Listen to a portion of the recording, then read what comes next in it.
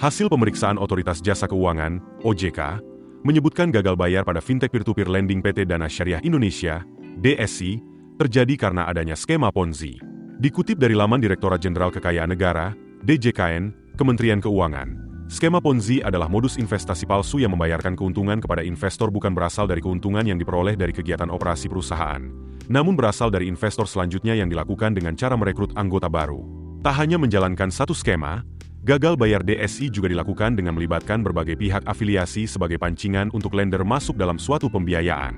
Kepala Eksekutif Pengawas Lembaga Pembiayaan, Perusahaan Modal Ventura, Lembaga Keuangan Mikro, dan Lembaga Jasa Keuangan lainnya OJK Agusman, mengatakan pihaknya telah melakukan pengawasan dan pemeriksaan langsung terkait aktivitas DSI sejak Agustus 2025. Dari pengawasan tersebut ditemukan bahwa DSI menggunakan data penerima pinjaman, borrower, real untuk menciptakan proyek fiktif sebagai underlying untuk memperoleh dana baru.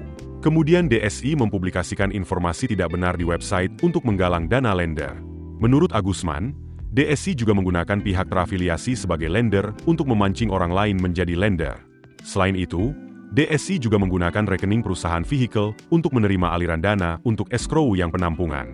DSI juga diketahui menyalurkan dana lender kepada perusahaan terafiliasi.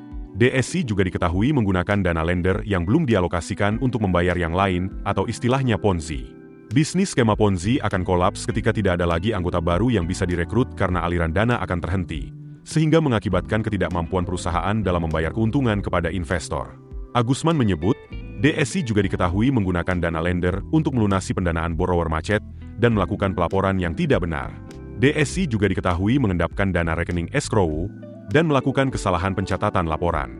Oleh karena itu, OJK pada 15 Oktober 2025 melaporkan permasalahan ini ke Badan Reserse Kriminal. Pusat Laporan dan Analisis Transaksi Keuangan, PPATK, juga melaporkan gagal bayar DSI terjadi karena adanya skema Ponzi.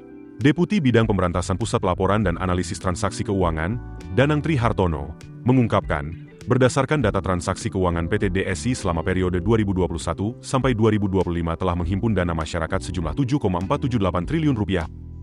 PPATK menyebut, skema yang diterapkan DSI adalah skema Ponzi berkedok syariah.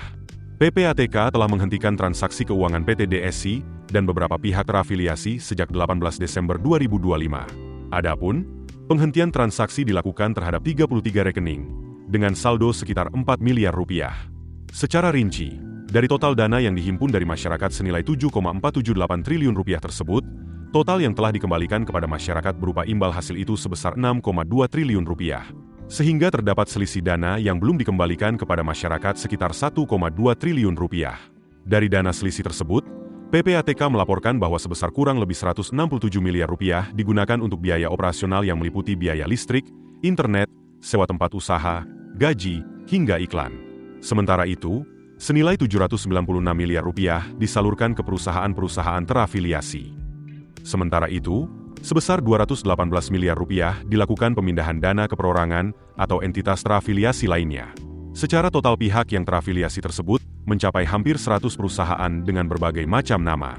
Selain itu, ada pula rekening individu terafiliasi yang mendapatkan penyaluran dana perusahaan. Danang bilang pihaknya akan melakukan penelusuran terhadap pemindahan dana ke aset lainnya. PPATK akan berkoordinasi dengan Bareskrim Polri untuk menyelesaikan kasus ini agar dan pengembalian dana ke masyarakat bisa maksimal. Keputusan bisnis terbaik datang dari data, bukan tebakan. Mudah berlangganan Business Insight dengan subscribe with Google.